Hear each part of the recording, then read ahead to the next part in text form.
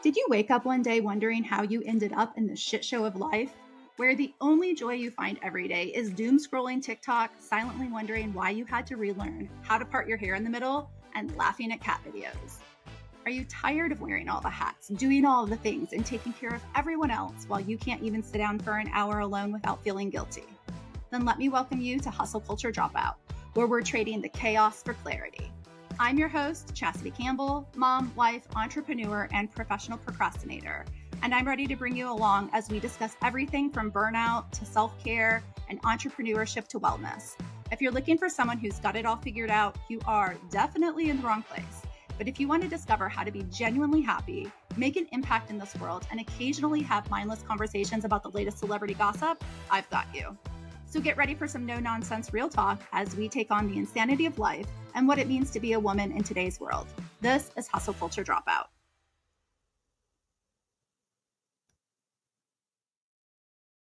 Hey friends, welcome back to Hustle Culture Dropout. I'm your host, Chastity Campbell. This is the podcast for women who are ready to ditch the hustle and embrace a more balanced and fulfilling life. And today we are going to dive right into something that is going to be coming full force towards us during the holidays, and that is burnout. So, the absolute nagging sense of exhaustion, irritability, the constant feeling of being overwhelmed, you're never quite catching up with anything. And the holidays, ladies, are the worst. The holidays, you guys, are complete insanity, and they are coming up fast and furious. And so I wanted to make sure we were going to be getting a full episode in about burnout.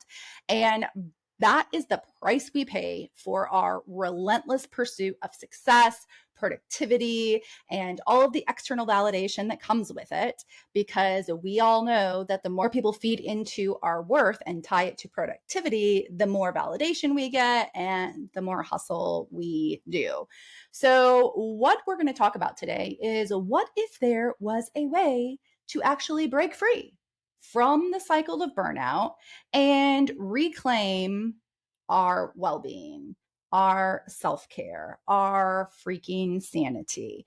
And so we're going to explore the symptoms of burnout. We're going to explore how hustle culture contributes to it. And I'm going to be offering some tips on how to recognize it, and then, of course, how to prevent it. So grab a little cozy drink. I am all cozied up today. I record on Sundays. If you're watching this on YouTube, you can see I'm repping my Ole Miss hat because we had a big win this weekend against A&M. So for you people who love college football, I see you, I recognize you, and hotty toddy to all of my Ole Miss fans. So go ahead, cozy up, put on some comfy clothes. I've got my jammies on, and we will get started. So what we're going to talk about, and what I mentioned, is what exactly is burnout. And the most simple definition is burnout is a syndrome that results from chronic stress. It's typically tied to the workplace, but burnout can actually come to basically anybody. Mom burnout is very, very common. To all my stay-at-home moms, working moms, I'm talking to you. Burnout is not isolated to you working in a typical traditional workplace environment. If you work from home, if you are working as a stay-at-home mom and you're juggling all of the things that role entails, you can become burnt out. And you will become burnt out probably at some point in your life if you do not take some time to yourself to recognize that you need a break. And so the traditional definition of burnout is that it's that chronic stress that has not been successfully managed. And most often, I find women who really do not know how to manage their stress. Why? Because we have not been taught how to manage our stress. And so typically burnout is characterized by 3 different dimensions: feelings of completely having your energy just zapped, complete exhaustion. You have an increased mental distance from your job, your family, your kids. You have a general feeling of like cynicism, or you have negative thoughts about your role, whether that's as a mom or your role in your job, and you have reduced efficiency. So, in other words, it literally is like an emotional and a physical and a mental hangover from constantly pushing yourself beyond your limits. And it is like running on empty, feeling detached from your work and your life. And then you just start to doubt your own abilities, right? You start to feel really guilty about, why can't I do it all? Why can't I handle all of this stuff? Look at Sarah down the road. She's got her shit together. She looks like she's getting it all done. She's managing it all perfectly well. And so that self comparison comes in, and we just start doubting ourselves, right? As women. And so we're going to talk about how hustle culture contributes to the burnout epidemic. And it is primarily attached to the fact that hustle culture glorifies busyness. It glorifies self sacrifice, and it is the relentless pursuit of always wanting more, doing more. And hustle culture tells us that our worth is determined by our productivity and by our achievements and by our ability to constantly grind. You see the little quotes all over your social media feeds. You see all the quotes on Pinterest and everywhere else about, rise and grind. And it is constantly striving for more, but it comes at a price. And that price is you and your mental health. And so, according to a 2022 study, 75% of workers report experiencing burnout. And 43% of them cite that hustle culture is the major contributing factor of that. And the constant pressure to be productive, you have to be available 24/7, you always have to say yes. It leads to unrealistic expectations, neglect of your personal well being, and it's that sense of just never being enough. And as women, we often face the additional pressures that contribute to burnout outside of just hustle culture, because we're expected to be the perfect mothers, right? The perfect wives, the perfect employees, the perfect friends. We're constantly juggling multiple roles, and we're trying to meet the expectations of others, or sometimes we are letting the judgment of other people contribute to what our expectations are of ourselves. And so we're juggling all of those demands of work and family and household responsibilities. And it comes with zero time for ourselves. And that leads to this feeling of constantly being pulled in different directions and then never being able to fully relax or recharge. And this is just tenfold going into the holidays, because not only are you faced with your responsibilities of your everyday life and your work responsibilities, like none of that's changing, but now you're also expected to do crafts and create the magic of the holidays, whatever that is. It is literally all of the things. You're purchasing all of the gifts, not just for maybe your kids or your immediate family, but also coworkers, or maybe your kids' friends, or your extended family, or your husband's family. All of that extra emotional labor starts to pile on during the holidays. And pairing that with the unrealistic expectations of what the holidays mean and how we want them to be perfect, it is just literally a recipe for disaster. And we are constantly bombarded with the messages that we need to be doing more, we need to be achieving more, we need to look perfect, we need to take care of ourselves. I mean, even within the self-care space, which is the platform that I'm talking to you about, you end up getting this pressure of like, well, now I have to take care of myself. And where am I going to find the time to take care of myself? Like, I don't have the time to take care of myself. It's just one more thing for me to do. How am I going to manage it? How am I going to make it happen? And like, no freaking wonder we are completely stressed out. Like we are losing our minds. And so, it's, you got to slow down. Something has to give, right? But you're probably sitting there listening, wherever you're listening to this, and you're thinking, well, how do I do that? Because I have to hustle. Like I have to work hard in order to provide for my family. I have goals that I want to achieve.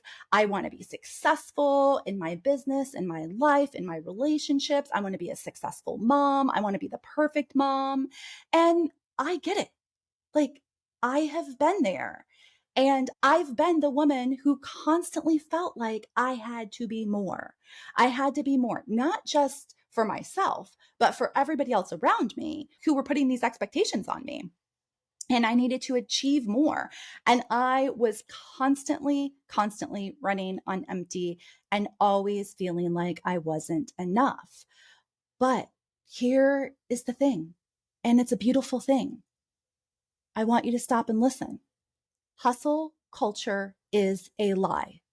It is a myth that we have to constantly strive and sacrifice in order to be worthy. We've talked about this before on earlier episodes. Our worth is not determined by our productivity or our achievements or the accolades we get for those achievements.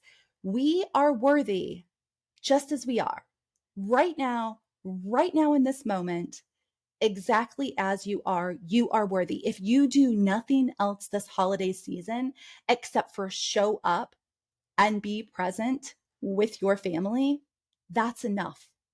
You don't need to do the elf or the baby elf or the elf with the whole entire family or the Christmas Eve boxes or the Christmas Eve or do all of the caroling, make all of the cookies, do all of the things that come with the holidays.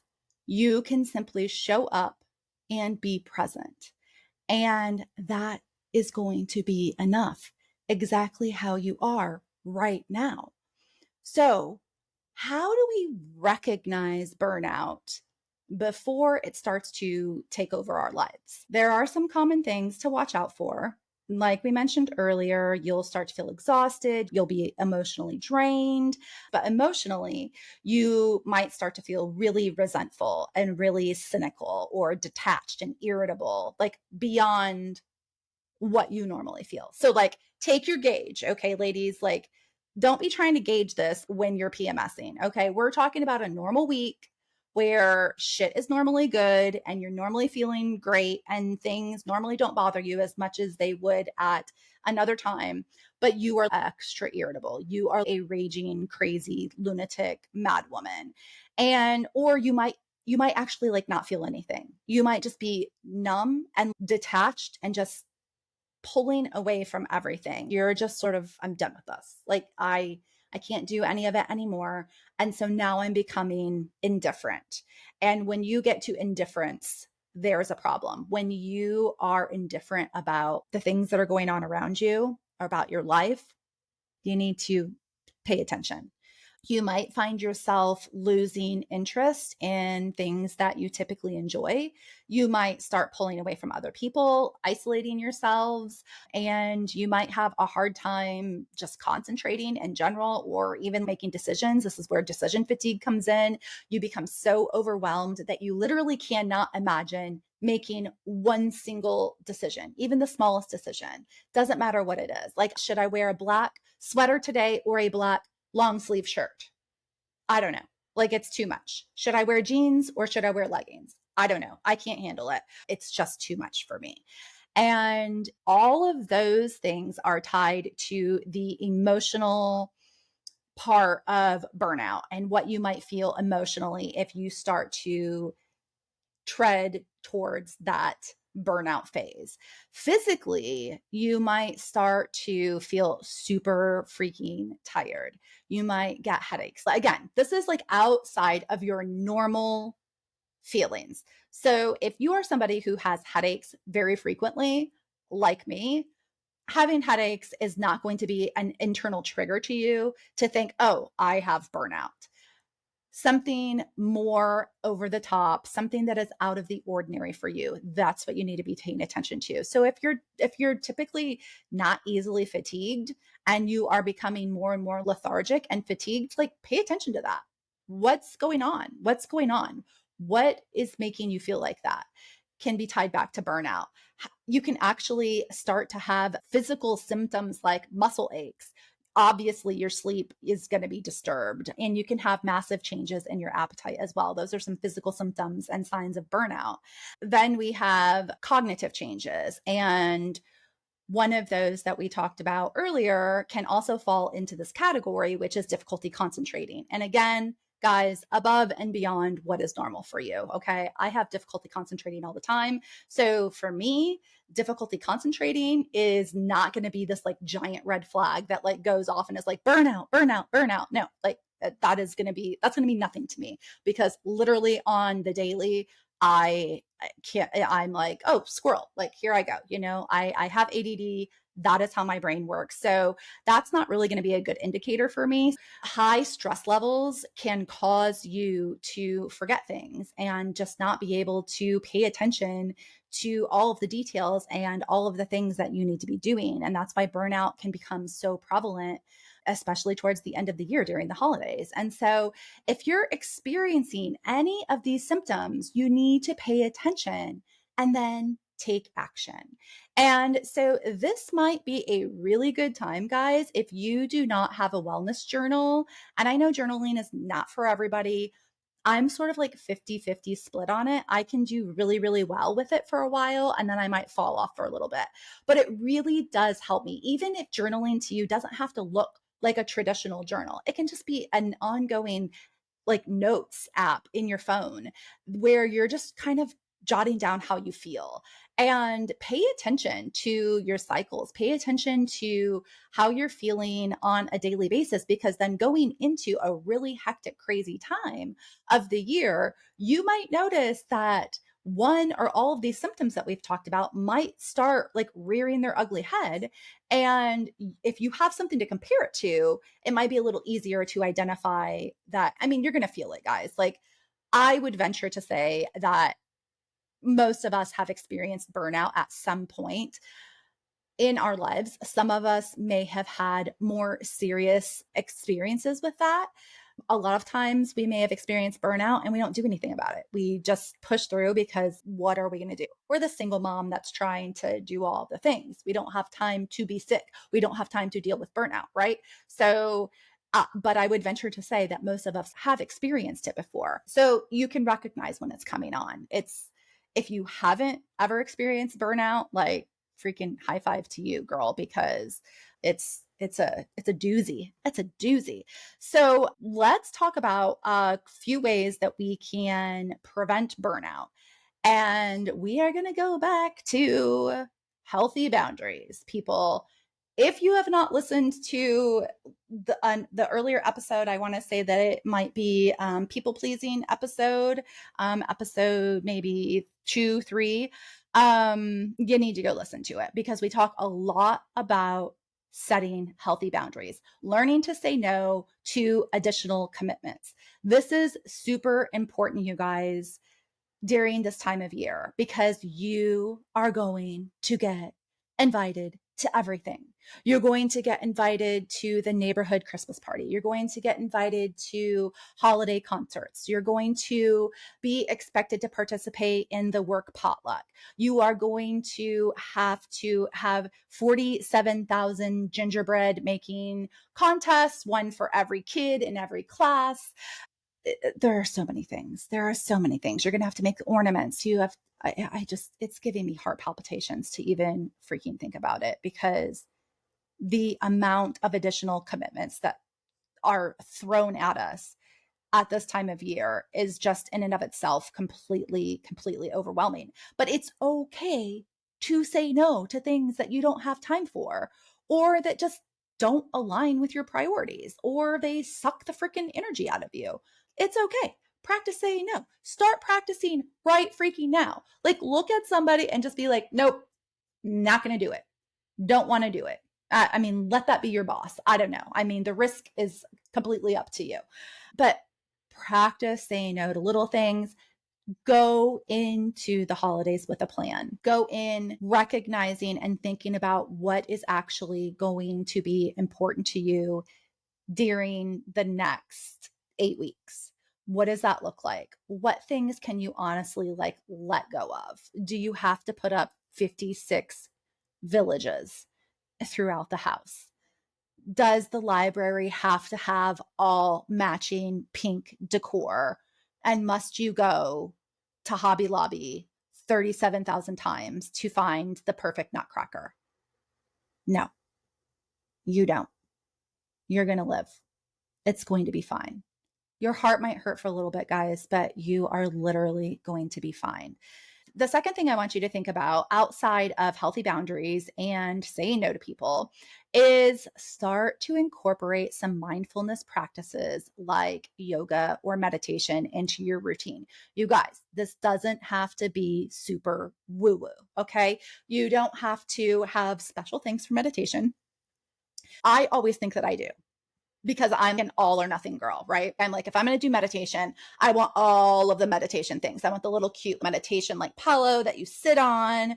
If I'm going to do yoga, I want the yoga blocks. I want the yoga straps. I want the yoga blanket. I want the cute yoga pants. I want the whole freaking thing, right? Has to be a whole setup for me. That's making it so much harder.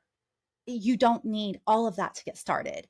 One person I am going to actually recommend on here, and he's very edgy. He is very sweary. So if that's not your jam, then you can ignore this. But follow Yogi Brian. I found him on TikTok. Love the man. I follow him on Instagram now, but I will just be scrolling on Insta, right? And he will pop up and he'll be like, "Hey, it's meditation time. Like, let's sit, let's meditate." It's like a couple minutes. And it's not that deep. Like, just taking a minute to pause. You know that dumb little reminder that you can set on your Apple Watch or probably other fitness trackers if you have it, the little mindful thing, and it zaps you at like the most inconvenient times. It literally always wants me to meditate when I'm in the restroom. And I'm like, this is like not a good time. But setting that up on your watch to just remind you to breathe. Like, I made so much fun of that, you guys, initially when I first got my Apple Watch, and then I sort of started using it. I was like, this is kind of cool, right? Like, I like that it reminds me to slow down and breathe. And so we need those, right? Incorporate some yoga. Again, it doesn't have to be crazy. It doesn't have to be all of the things. It can be super simple. It can be 5 minutes. There are lots of times in the morning when I get up. Many of you know, if you followed me at all, I am not a morning person. That is sort of switching a little bit, but I think that's primarily because I've switched my anxiety medications, and I must say, love it. But I'm not a morning person typically. So when I get up in the morning, almost always, if I have extra time, I am going to do some yoga because I love doing yoga in the morning. Absolutely love it. First of all, it makes me feel like I completely have my shit together, but I don't have time to do like 30 minutes, 45 minutes of it. Plus, like, I'm not that good at it yet. And so you can do 5 minutes of yoga. You can do 7 minutes of yoga, 10 minutes of yoga. If you have a Peloton, which I do, and I literally never ride it, it just sits there in my bedroom and is a constant reminder of what a failure I am. But they have the little yoga programs on there. And so do that, like 5 minutes of that. We do it as a family sometimes. The girls love it. My little girls love it. Seriously, it doesn't take any time. So incorporate some of those mindfulness practices into your daily routine. They help reduce stress, they help promote relaxation, and it can just improve your overall well-being. And then the third thing to do to help prevent burnout is to prioritize your self-care, right? That is what I'm all about, people. That's why you're here. That's why you're listening to me. That's why you're following me on Insta. That's why you're paying attention to me on TikTok. And it is all about self-care, and it is about prioritizing your self-care. So it is not just about, let me hop into the bubble bath and like eat some chocolates and, binge on some Netflix. That's great if that's what self-care looks like for you. But there are other things like exercising, Again, it doesn't have to be this all out crazy thing. It can be a 10-minute walk around the block, obviously eating healthy, getting proper nutrition, and adequate sleep. Sleep, you guys, is a huge one, and it has literally been a game changer for me. It took me forever to get a great nighttime routine down, but I have that. I actually just created a TikTok about it. It's a whole thing. It's a lot. For you, it doesn't have to be a lot for me because I suffer from insomnia. So for me, there's a lot of steps. It takes me a while to work through it. And I probably sleep very well because by the end of the whole entire routine, I'm completely freaking exhausted. Like, I'm like, oh my God, there's so many steps. It's like 17 damn steps. But anyway, yours doesn't have to be that much for you. But getting adequate sleep and good sleep is imperative to your health. And it's just things like that. These types of activities are just, they're essential to maintaining your mental and your physical health. Another good tip is to delegate tasks whenever possible. I will tell you right now, my husband is a literal gem. And I am sorry if you do not have a gem of a husband. That sucks for you. Find another gem and polish that sucker up and make it happen. I don't care if it's a friend. I don't care if it's an older kid that you have in your household, a parent, a neighbor. Find somebody to ask for help. Do not be afraid to ask for help, and do not be afraid to delegate tasks whenever you can. You literally cannot do everything yourself. And so ask for help from your partner, from your family, from your friends. Most of them want to help you and will 100% say yes to you because probably they're people pleasers anyway. And then you can also train them on how to say no, preferably not to you during the holidays, but or any other time that you need their help. But you also need to think about taking regular breaks throughout the day. If you are an 8-hour work shift person, get up and move around and take a few minutes away from whatever it is that you need to be working on at work. I do this all the time, mostly because I don't want to sit at my desk and work. If I am like kind of heavy in a project, I will stand up and go take a break. It doesn't have to be anything major. Again, move around, just look away from your work, maybe work on something else, scroll through Insta for 5 minutes, set a timer, don't doom scroll, don't get lost in that crap, or just do something that you enjoy, like take a book with you to work and read for 5 minutes. Just give your brain a little break. Another thing that you can do is to really look at your workload and any concerns that you might have. You might not have the flexibility to change that, but if you work from home or if you sort of make your own schedule, be mindful of that and schedule in extra breaks. Make adjustments to your work schedule. Maybe you start your day an hour later. Maybe you end it an hour early. Maybe you end it just 30 minutes early. If you work and you have that ability to be flexible in your work, make sure that, especially during this time of year, you are being mindful of taking breaks and not overdoing it with work. This is not the time to completely revamp your website. Okay. That is something that is very tedious and requires a lot of mental thought. So don't bring on big giant tasks like that right now. The next several weeks need to be sort of light. And if you feel like your burnout symptoms are really becoming incredibly persistent, or it's just a lot more than what you think you can handle on your own, do not be afraid to reach out to somebody, to a professional, to a therapist. It is okay. They are going to be able to offer a lot of support, a lot of guidance, and tons of strategies for managing the burnout and then just preventing it from recurring. We need to keep that in mind. We need to keep it in mind as we go forward, ending the year.